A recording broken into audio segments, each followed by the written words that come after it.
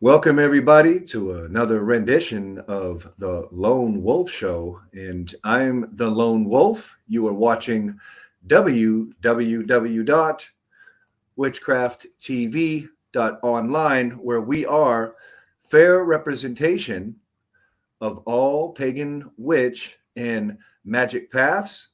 And as usual, I have a special guest backstage who is a second degree priestess with the Wyndragon Tradition, a Gardnerian tradition. She also sits as a very articulate and bright, sharp board member for Witchcraft TV. And I recently found out that she also is a doctor in some sort of sciences, and I don't really know exactly what kind of doctorate she has, but it has to do with animals. And today on the Lone Wolf Show, we're going to be talking about the dire wolves and whether that's good or baneful to the natural order of things. So I would like to welcome Kirsdarke. Kirsdarke, how are you doing out there in Kentucky? Hi, Harold. I'm Hi. doing well. Thank you. Thanks for that introduction. Yeah, I do my best. I had no idea that well, it doesn't surprise me because most Wiccans, pagans of our day are like extremely smart. You know, they're doctors, they're nurses, they're like brain scientists. They write books on astrophysicism, and so you're a doctor in some kind of animal field. I am. I'll do the credentials for you really quickly. I have Cool. a bachelor's degree in biology from Florida State University. I have a master's degree in zoology from the University of Maine, and my PhD, my doctorate, is in animal science from the University of Tennessee. So, yeah, I've spent a lot of years working in the field of wildlife ecology and specifically with threatened and endangered species. So, yeah, it's been a lot of fun. It's been a great career, and so dire wolves are all the rage right now. So we should probably talk about dire wolves for a little while. Yeah. Um, yeah, I think that wolves are such a special spiritual symbol for so many pagans. They've had a place of really significant spiritual symbolism for Native Americans, but also for pagans because there are just so many characteristics that people associate with wolves that make them very attractive as symbols for spiritual practice and as spirit animals and those kinds of things. So, dire wolves really kind of captured the imagination of the world when, Game of Thrones hit the airwaves and TV waves, and they were very, very much glamorized in Game of Thrones. And so now we have a biotech company that has actually come forward with, I guess you would call it a resurrection of an extinct species. Um, and they are promoting this as, bringing back the dire wolves. So, yeah, here we are to talk about dire wolves. Yeah, it's kind of astounding that we have reached that level of, technical ability that we have this conversation. It's really kind of mind blowing when you think about it. Mm-hmm. Tell me about dire wolves. Are they bigger? They're faster? I mean, what's the difference between Oh dire yeah, wolves and wolves? and regular wolves. Okay. Well, let's talk. Let's start first of all with our living wolves in North America. So we would draw the distinction between what we call extant and extinct. And we all know what extinct means. If you're extinct, that means there are no living individuals of that species left. So they're kind of gone at the moment. But extant species are species that still have living individuals. So we Mm-hmm. have two major species of wolves in North America. that are extant or living. So, of course, probably the best known are our western wolf species, which are the gray wolf, also known as the timber wolf. So, gray wolf, timber wolf, same thing. Their genus and species, they come under the genus Canis, which is what all wolves fall under, and they're called Canis lupus. That's their scientific name, genus and species. So that's the gray wolves. They're out west. And then here on the East Coast, we have Canis rufus, which are the red wolves. And our red wolves on the East Coast, particularly in the Appalachian Mountains, that was their original home range. Those wolves are now critically endangered. So when you get to the point where you are talking critically endangered versus just basic endangered, you are looking at a situation where there are only a few hundred individuals left alive. So you're pretty serious at that point. You are, brushing up against that edge of extinction when you consider an animal to be critically endangered. So our red wolves are critically endangered. And part of the, I guess, the push to do this direwolf work was, at least the way that Colossus Biosciences has talked about it, has talked about their research, was part of the push for this was, hey, there's a baby, how cute. Part of this push was to be able to tweak this technology and perfect it to the point where they could then apply it to try to clone and increase the number of individuals of the critically endangered red wolf. So they say that their focus was not originally the dire wolf, it was the red wolf.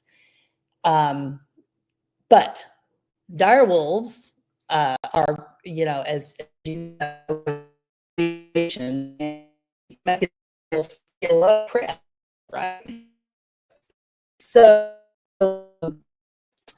they have gone through this process with creating dire wolves. So what the differences are? Okay. Well, obviously, time difference are an ice age species. So the last dire wolves that were roaming around in North America disappeared somewhere between 12 and 13,000 years ago. So they've been gone for a while. It was a different world at that time. We had the ice age was ending. We had gone through this long period in the Pleistocene. That's when the ice age was happening, where these big glaciers and ice sheets were coming down out of the north and literally covering the top part of North America. All of Canada was under ice. The ice sheets actually extended at the peak of the ice age. We had ice sheets that extended all the way down through Ohio, Indiana, and Illinois, came almost down to the border of northern Kentucky. And throughout the ice age, there was this whole process of where, we're talking geological time. So it was hundreds of thousands of years, but the ice ages would advance and then they'd retreat, and then they'd advance and then they'd retreat. So one of the things that marked the world of the ice age animals is that it was relatively unstable. There was a changing climate, and it was overall, it was colder and wetter, right? We'll put that out there. It was on average temperatures were about 42 or so degrees Fahrenheit. Now, there were some warm periods coming and going, but average was around 42. Nowadays, of course, our averages are much warmer because we're looking at a planet that's warmed up, right, since the ice age. But it was colder and it was wetter. And these animals were very widespread. At the point that last ice sheet retreated, kind of went back up, the glaciers kind of went back up and left the Great Lakes behind, moved all the way back up into northern Canada, and then back up toward the Arctic region.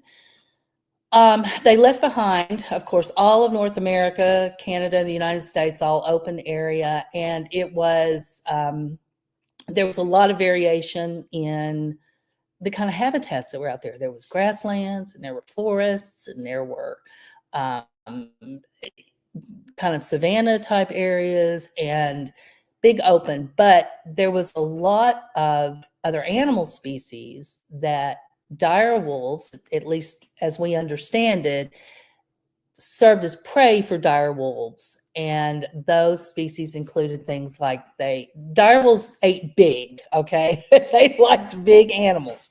So their primary prey species were things like woolly mammoths and bison and giant sloth and even camels. Yeah, we had camels in North America at the close of the Ice Age.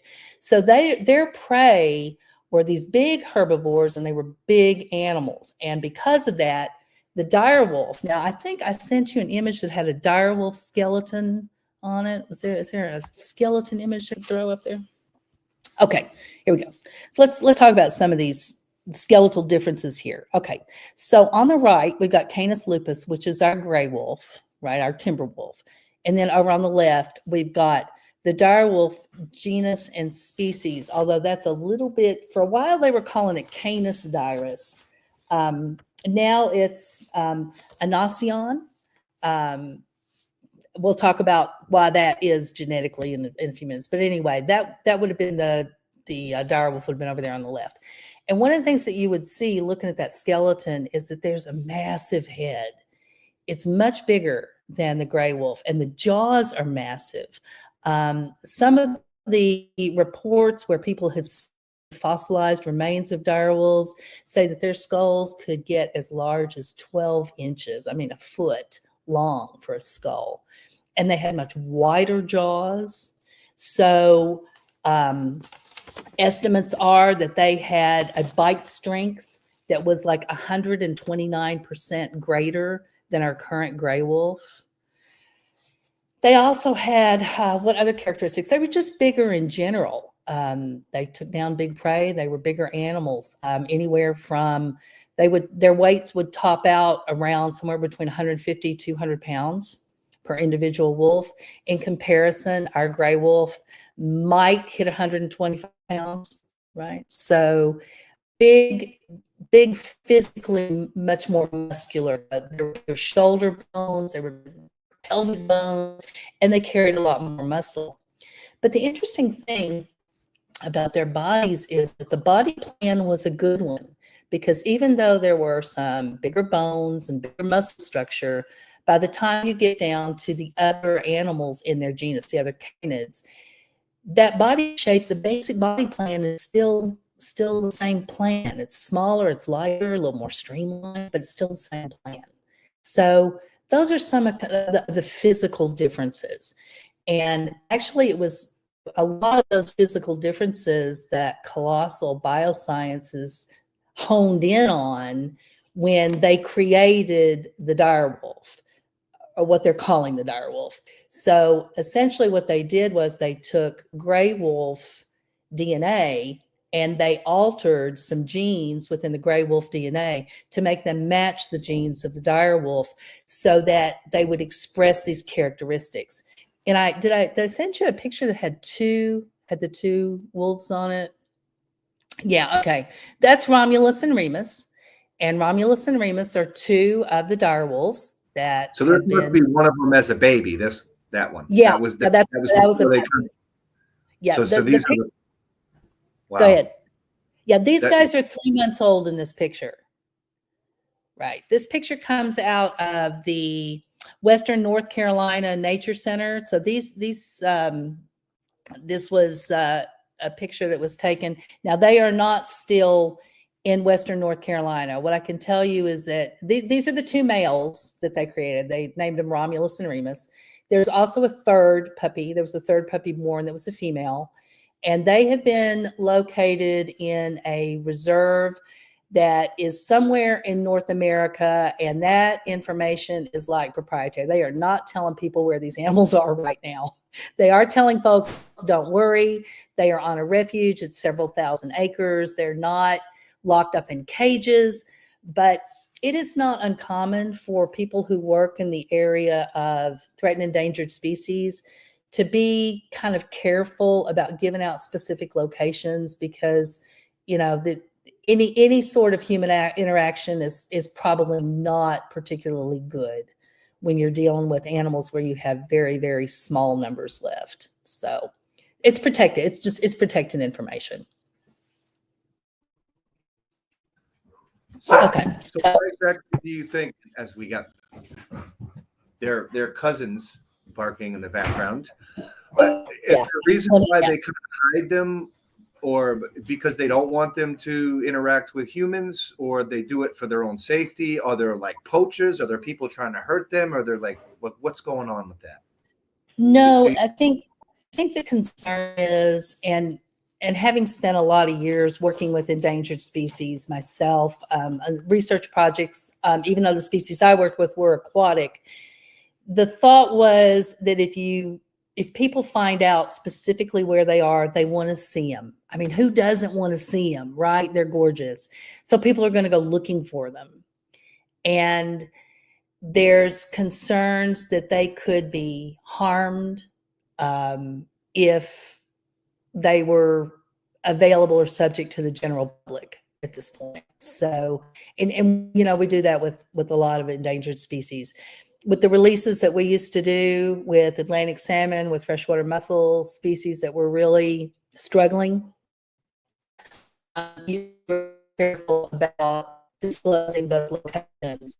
Not them, but a lot of people and trying to interact with them. And from some of the reading I was do about they do not have these all three of these puppies do not seem to have the same level of interaction with humans that even that even or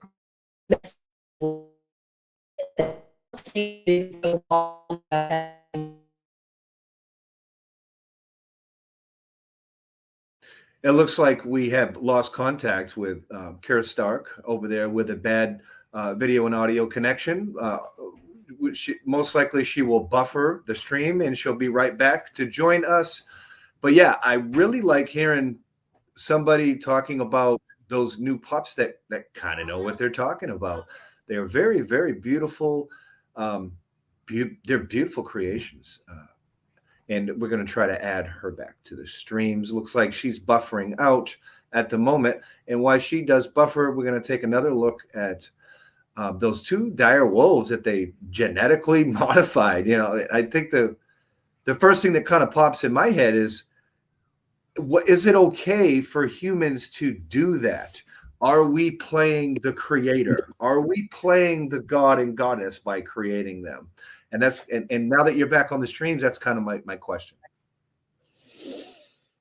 Okay. It's a very valid question.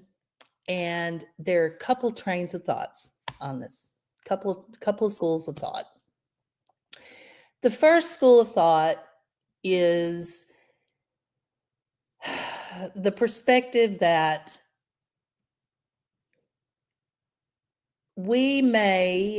early humans may have played a role in driving the extinction of these animals, as well as so many species that we obviously are driving down into low numbers today.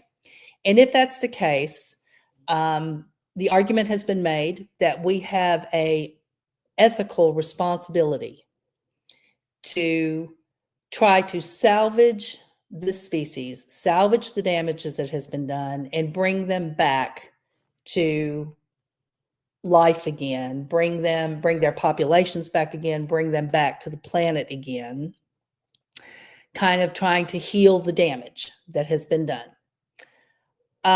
So that's kind of one school of thought. There's another school of thought that says, and it's a trope, it's kind of a famous trope, but the trope is, animals go extinct for a reason. So the biggest thing about extinction with species that we know now, after studying it, not in dire wolves, but in studying it in more recent extinctions, is that there is one big factor that leads to extinction of species, and that is loss of habitat. And generally, the loss of habitat comes from either we have damaged the habitat by polluting it, we have deforested the habitat, we have developed the habitat for human activity, and reduced the habitat to where the animals just no longer can cope. They don't have the resources they need. They don't have food. They don't have shelter. They can't find mates. They're unable to cope with that close interaction with humans and the way that their habitat has been altered by humans. So now, whether or not humans were involved in any way with the extinction of direwolves is a big matter of conjecture, because here's the thing. The youngest direwolf fossils that we have are around 12 to 13 years old, or 13,000 years old. And what we know about those youngest fossils is that dire wolves were present in North America, on the continent, at the same time that early humans were present in North America. So it's entirely possible and likely probable that they crossed paths with early humans. Whether early humans hunted them, we don't have really good evidence for that. We do know that early humans hunted their prey species. So that, the early humans hunted bison for sure. They hunted mammoth. And it's possible that just by the process of hunting the same prey sources, that they reduced the prey available enough to where the dire wolves just basically lost their diet, lost their food sources due to human activity. But again, we don't have really good evidence for that.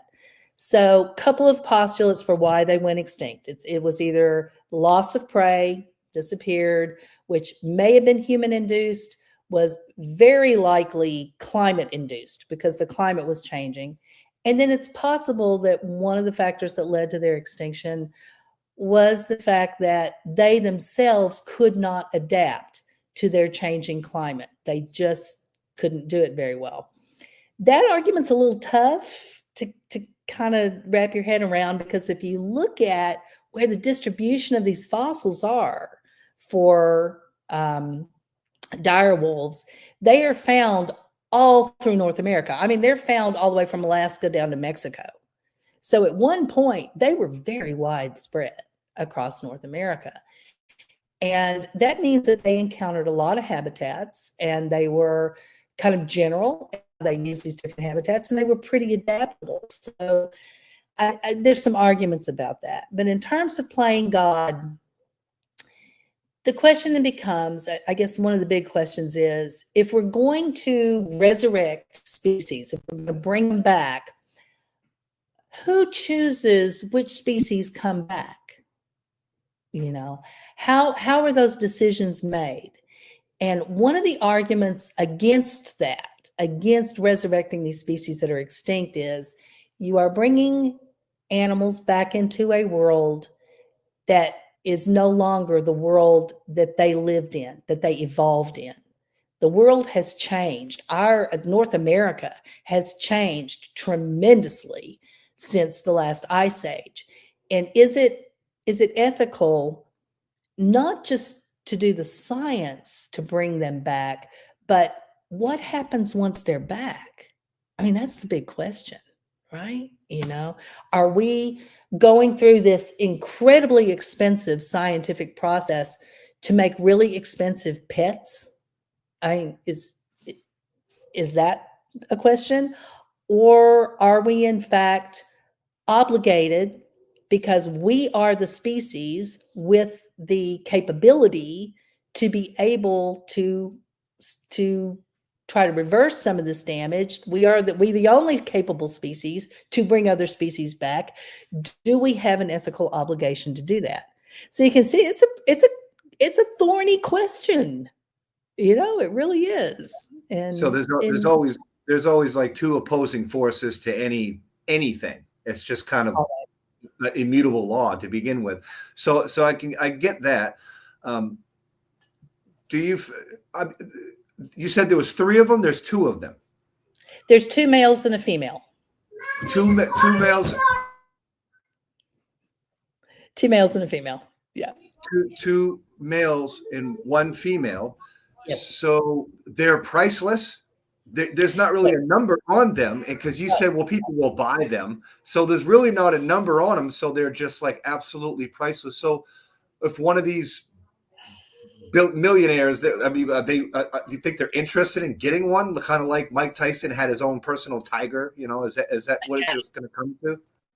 You kind of wonder. I mean, you know, heavens, we have flying to space now, so you know, or would they want to spend, you know, millions of dollars to buy an animal that then, like I said, would be a very expensive pet? The other question is it ethical to create these animals so that they can simply be put into a zoo or be put into a wildlife reserve just so people can look at them? I mean, it's not like we're going to be able to turn them loose in the wild. It has been suggested that they could be reintroduced into the wild. There's some issues with that. You know, there's some real concerns about that. First of all, we have no idea how these animals would interact with our current day animals, particularly with gray wolves. They were coincident with gray wolves in the last of the ice ages. The gray wolves had made it into North America before the dire wolves went extinct. So at some point they did. They were living in the same space, same regions, but we have no idea what those interactions were like. And frankly, we've had a long ongoing fight just to try to maintain the populations of gray wolves we have out west, because there's been so much contentious argument about the impact of gray wolf populations on grazing animals. So, for instance, you know, I'm sure you probably remember several years ago when they released gray wolves into Yellowstone National Park. There was a huge, and that was 90s, so it's been a while since they did that. But there was a huge uproar over that because the Cattlemen's Association, you know, came out strongly against this. You are turning loose an apex predator in an area where people make their living by grazing sheep and you know, cattle. And and it continues even today.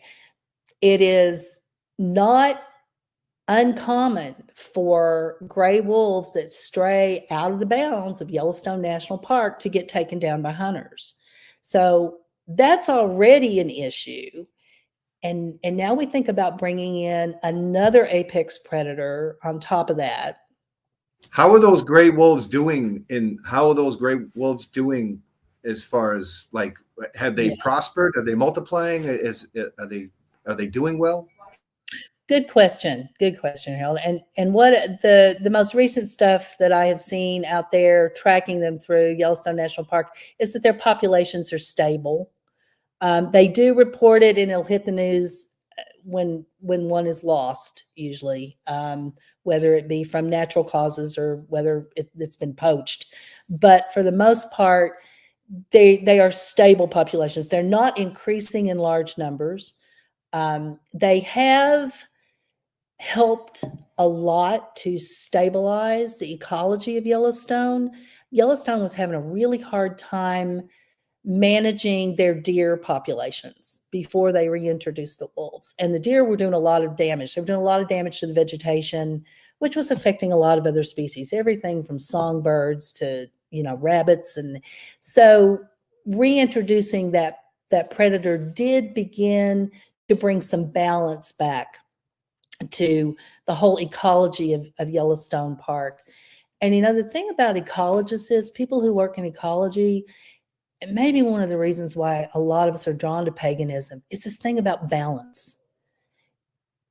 If you are an ecologist, you study the relationships of animals and plants with their environment.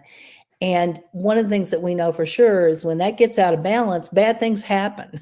You know, the invasive species comes in, the kudzu vine takes over the South. You know, it's bad things happen, right?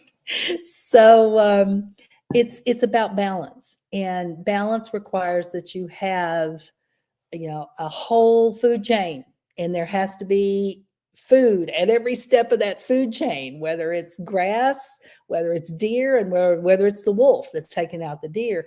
And when you lose one of those pieces, those critical pieces in the food chain, and things get out of balance, then the system kind of starts to fall apart. So I think I'm not going to say it was a bad move. I think it was a good move to bring wolves back to Yellowstone. Now, whether you would bring dire wolves back to an area like that, that's a big question. And, the other thing about animals that are genetically manipulated or genetically engineered, because these are genetically engineered animals, we don't know a lot about their longevity. What I can tell you is that there's a good bit of scientific evidence that animals that are cloned. Now, I'm probably gonna have to get in the science here in just a minute, but the dire wolves that Colossus Biosciences created are not clones of gray wolves. If you clone something, you copy its genetic material completely. These are not clones. They are primarily gray wolf DNA, but they've had some alteration done to make part of their DNA genes match genes of dire wolves. So they're not clones per se. But the scientific background on cloned animals tells us that there are problems with cloned animals because their entire body chemistry has been manipulated. So, for instance, one of the things that we know in the early days of cloning, when they were cloning sheep, and of course cloned a lot of animals since then, but starting off cloning sheep, is the cloned animals had much shorter lifespans than naturally born animals. So we don't know. We know nothing about these animals. I mean, who knows what their lifespan is going to be? Who knows what their behavior is going to be? If their behavior is going to mimic that of, normal canid species like red wolves and gray wolves, or even domestic dogs, or if they're going to have a much different behavior. We don't know what they have in packs. We know nothing about that. So turning them loose is a big question mark. So you've got animals that are going to have to be, in some ways, constrained their entire lives if you bring back large numbers of them. All right. We're going to take a quick commercial break. We'll be right back right here on the Lone Wolf Show on www.witchcrafttv.online, where someone in the pagan and witchcraft community is adept in the science of these dire wolves that just came out. Isn't that exciting? So keep it right here. We'll be right back at this commercial break. Merry meet and welcome to Festival Fun on Witchcraft TV, where we talk about paganism, witchcraft, spiritual festivals, conventions, and other gatherings. These events are a wonderful way to learn about magical practices, to participate in rituals, and meet like-minded people. It's a whole lot of fun.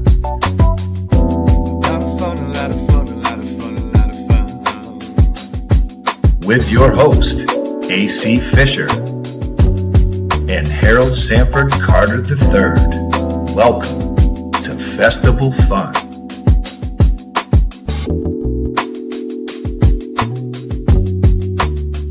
Do y'all know about witchcrafttv.online? I've been watching that the last couple days. Constantly going, I'm learning interesting stuff. And it turns out, apparently, I have a show there at midnight every night at witchcrafttv.online. Witchcrafttv.online. Check that out. I'm going to tune in at midnight and see what it is I'm doing there.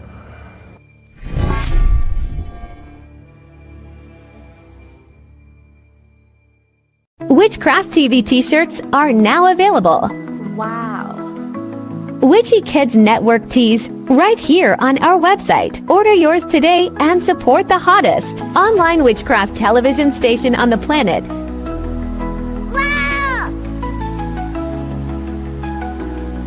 Your very own Witchcraft TV teddy bear to cuddle while watching your favorite Witchcraft TV show. Try our Witchcraft TV multivitamins for good health.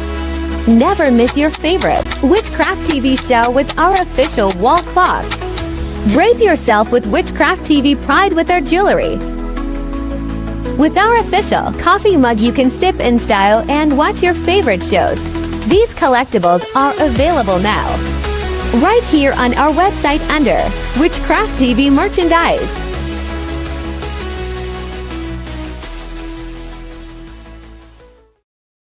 All right, we're back. Lone Wolf Show with Kirsdarke talking about dire wolves, and a lot more information about it than I would have dug up or knew about. I'm glad to have you on. I adore wolves. I love wolves. I've used the wolf as a totem, as a spirit guide for many, many years. You sent another picture before the show, and this one has gray, red wolves and coyotes. Can we go over this picture? Yeah, let's talk about that for just a second. So we've talked a lot about the red wolf, of course, the East Coast wolf, and then we've had the gray wolf or the timber wolf, same thing. It's the same name for the wolf out on the West Coast wolf. And then, of course, we have coyotes. And the reason that we had this picture was couple-fold. First of all, just to get an idea for size, and looking at the fact that the gray wolf is overall out of these three, and these are all three species within the canid family, same family that our domestic dogs come from. They're all canids. But the gray wolf right now for the living species, the gray wolf is the largest one. And it's one of the reasons why it was gray wolf DNA that was chosen to work with to incorporate the dire wolf genes, because the dire wolf is as we've already talked about, a much bigger organism, a much bigger wolf. So it would make sense to work with a body structure that would be able to kind of support those physical characteristics. And the gray wolf was the obvious choice. Of course, it wasn't an option to use the red wolf because there's so few of them left. So they would not have been available for scientific experimentation. So we kind of had them up there for scale to take a look at size. So would you like me to kind of walk through the science of what happened here, like how they did it kind of thing?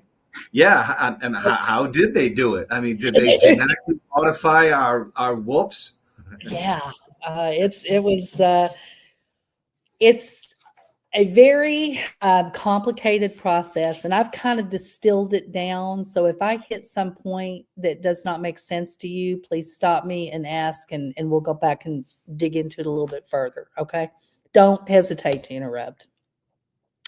So here's where they started. First of all, they had already previously, before working on dire wolves, they had done a genetic sequence. In other words, they had taken the DNA from all of those canid animals we talked about. They had DNA from coyotes, they had it from gray wolves, red wolves, and from domestic dogs. And from jackals, which is kind of interesting because jackals also fall in that same family of animals. These are all cousins. Jackals are actually cousins to coyotes and wolves and dogs. So we kind of think of them as cousins. And they had done what we call sequence the DNA. So they had laid out all the DNA, and they knew all of the structure of the DNA for all of these animals, and they knew where the similarities were and where the differences were.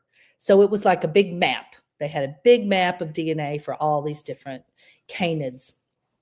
And so where they started was, as I said, there were some physical size reasons for using gray wolf DNA, because again, gray wolf is the largest that we have living at this point. So then what they did was they extracted DNA from some bones that were dire wolf bones. Now, these were bones that were not completely fossilized, because when a bone completely fossilizes, it essentially turns to stone, and there's not much DNA left to work with. So they were working with direwolf bones that were only partially fossilized and still had some DNA available. So they took DNA from a tooth that was a 13,000-year-old tooth that was found in Ohio, in the Ohio River drainage basin. That was a direwolf tooth. And then they took DNA from a skull, and that was much older. It was a 72,000-year-old skull that came out of Ohio. And that's where they got the DNA for direwolves so that they could sequence and map the whole DNA direwolf. As they went in and they compared the DNA in these various species. And they found it was a total of 20 differences that were really significant differences between dire wolves and gray wolves. And those differences fell into 14 genes. Now, genes are just regions in the DNA that code for specific proteins that give us our physical characteristics. So what they did was they identified these 14 places in the DNA of the gray wolf that they could literally go in and use a technique called CRISPR. It's a long acronym, and we don't have to get that deep into those weeds, but it's a technique that they can use that acts like a pair of scissors at the cellular level, literally at the molecular level. So you take your molecular scissors and you cut out the gene, the piece of DNA that you want to replace. So you take that gray wolf piece of gene out, and then you put the gene for the dire wolf in, and you knit it back together again. So literally that's what they did. They edited. It was a very specific process of editing 14 genes. Genes that they were focused on were that coded for or produced physical characteristics, so making them bigger, making the jaws bigger, the musculature bigger, and kind of being an animal that looks appearance-wise a lot like a dire wolf. Now, another point of contention is it a dire wolf or is it not a dire wolf? Well, let's say that it's the best representation of a dire wolf that we can get at this moment.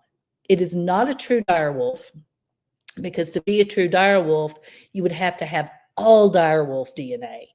But that's not what they had. That was not what was available. So it was editing that gray wolf DNA to produce those physical characteristics, those physical traits that made the gray wolf look like a dire wolf. Okay, that's kind of what they did. Does that make sense so far? Yeah, makes perfect sense. I didn't know that it was coming from you said it was like a piece of a nose from one they dug up somewhere. Tooth. Yeah, it was a tooth. Yeah, came out of Ohio. Ohio. So right here in Ohio. Wow. Yeah, in the skull, they also used some direwolf DNA to map it from a skull from Idaho. So, like I said, the direwolves were widespread. I mean, they were all over North America. There's not a whole lot of shortage of direwolf bones and fossils. They are pretty prevalent. So that's what they used. And so they fixed up this DNA. Now, this is where things kind of get interesting. Now we have to figure out how to make a puppy. Okay, we've got the DNA. We need to get the DNA into a cell. So they have this wonderful piece of DNA that's been edited to hold these direwolf genes. So they went to the gray wolf and they took out some blood cells. And so this wasn't a lethal procedure, but it was a procedure where they harvested some blood. And in doing so, the cells they were looking for were not like red blood cells or white blood cells. They actually used cells that came from the blood vessels themselves. They were looking for cells that line the inside of arteries and veins, because those cells are able to become pretty much anything. You can manipulate those cells. Red blood cells and white cells, not so much. They're really hard to manipulate. But if you took cells from the lining of the blood vessels, they work better. So that's what they were after. So they withdrew those cells from gray wolves. And then what they did was they took those cells that were the blood vessel cells, and they use instruments that are so tiny, it's crazy. They're almost microscopic, and they're working under microscopes because all of this is like molecular, right? So they go into those cells, and without killing or harming the cell, they literally take the nucleus out of the gray wolf cell. They take it out of that blood vessel cell. So you've got a cell sitting here that has no DNA in it. Then, of course, what they're going to do is they're going to come back with another tool, and they're going to put the new nucleus with the edited direwolf genes into those cells. So take out the gray wolf, put in the new stuff, right? The edited DNA that gets put in. So then those cells go off to the laboratory where they are allowed to grow and develop, and they're going to become an embryo. And I'm not sure exactly at what stage of an embryo. It's very early on, but I'm not sure at how many cells there were in the embryo when they harvest them. But they take those embryos and they literally do in vitro fertilization. They took the growing embryo of the direwolf, and they put it into the uterus of a domestic dog. So there were 3 female dogs. Each of them gave birth to one of the 3 puppies that we've got. And it's like, it literally was like artificial insemination. You're going to put the embryo into the uterus and then allow the domestic dog to give birth to the puppies. So one of the big questions is, well, why in the world would they use a domestic dog? Why would you do that? Why, if you're working with gray wolves and you're using gray wolves, why wouldn't you just do this with female gray wolves? Well, a couple of reasons. First reason is just plain old quality, right? These animals have to be contained in a research facility. They have to be handled. They have to be anesthetized. They have to be waked up. So it was a lot easier just to physically handle a domestic dog that is obviously a gentle dog than trying to manage a female or 2 or 3 female gray wolves in a research facility. That would be a real nightmare to try to manage, because if they're not domesticated, that's going to be a real handler problem, right? Practicality was not. Number 2 of reasons. There's long been this debate about when an embryo develops inside of a mother. It's not all just the DNA that dictates what that offspring is going to physically or behave like. There are factors that inside of mom's womb that drive the development of that embryo, the development of that offspring, that are not all just DNA. It's called the old nurture versus nature debate. So there's stuff going on inside of mom that contribute stuff. I mean, chemical stuff. There's chemistry going on inside of mom that can do how this offspring, how this growing baby is going to develop, how it's going to look, how it's going to behave. Yes, DNA provides the instructions, but mom's body has a lot to do with it. So their thought process was, if we inseminate these developing embryos back into gray wolves, could the gray wolf mother, possibly impact the development these that they would not really express a lot of those dire wolf characteristics. Whereas if we just put them in a domestic dog, we're going to know if that environment impacts them, because it's not going to look like a dire wolf. It's not going to look like a gray wolf. So using a domestic dog is kind of like we would call that a control for an experiment. We're not going to bias this toward a gray wolf by using a gray wolf surrogate mom. We're going to use a domestic dog. And then we'll know for sure, are we dealing with, you know, a dire wolf puppy or not, a dire wolf offspring when it's born. So that was one of the reasons why they used domestic dogs. I hear a domestic dog. Do I hear I hear a domestic dog? Yeah, you might have. I have my mic muted for a little bit. But we do have a few dogs here. 3 actually. I'll try to take some pictures, throw them up there on social media. But hey, I really appreciate you coming on the Lone Wolf Show. We're talking all about, well, dire wolves. I think we couldn't get any better than that. I'm so glad that somebody in our community has a background in, you know, animal sciences. So yeah, I hope to hear more from you on the Witchcraft TV platform. Thrilled to work with you on the board, and I'm glad that you're on the board. Very sharp priestess. Keep it right here on Witchcraft TV, www.witchcrafttv.online. We are fair representation for all pagan, witch, and magic paths. Merry part for now, and we'll see you again real soon.